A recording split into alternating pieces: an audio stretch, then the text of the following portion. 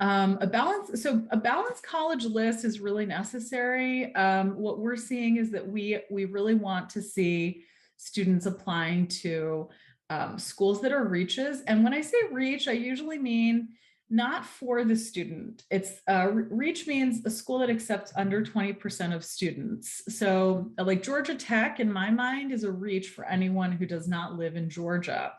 In state, it's very easy to get it. It's easier to get in, but out of state, they accept 14 to 17% of all students. So to me, that's a reach school for everyone. A school that accepts above 30%, like Occidental, let's say, that can be a match for a lot of students, or Vassar, right? So most students today are making a kind of balanced list. Like you might actually, if let's say you want to major in business, you might apply to Wharton or USC, and those are great business schools. But you also might add an IU Bloomington, so you can get into Kelley Business School, which is a top 10. IU is very easy to get into, but getting into Kelley is a little bit harder. And Kelley itself is a very strong business school overall. So you want to kind of think about, like, how can I balance out my list and make a good fit?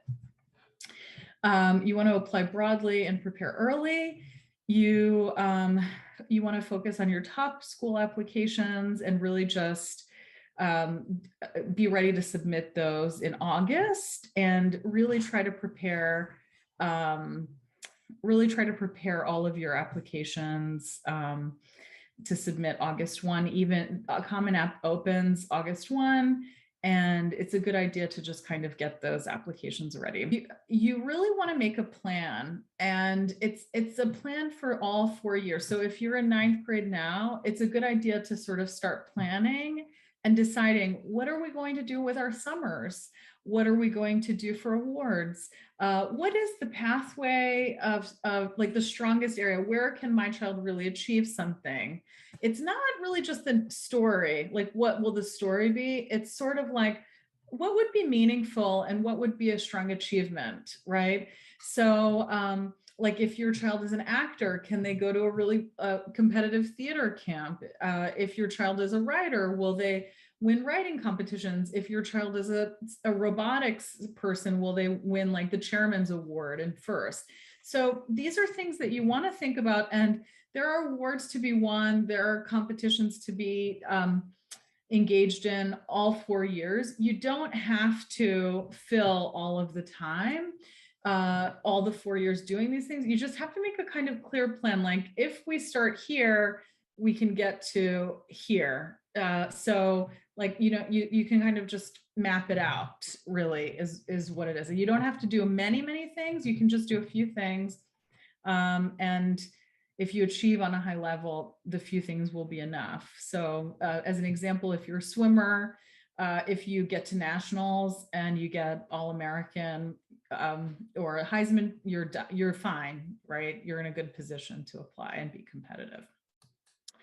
Okay, so early application decision-making is probably one of the most important factors in admissions. It's a decision-making that you can really use to help yourself. So I'm sharing some of the data points that we've collected from past years. So this is just an example. This is not for this year right now. We're still updating those and looking at all of the figures, but a school like Bates College, they accept 10% in the regular decision round and 46% in ED. That's for Northwestern, it's 25% in ED, and it's 7.3%, and it drops down even lower than that, in fact, in the regular round. So what you want is, you want to think about, do I have to go for the riskiest school, or would I be really happy with a seat at Northwestern or University of Pennsylvania, where if I apply ED, 19.5% are accepted. It's a little bit of a softer admit in ED. So you want to think about being careful in your options and choices.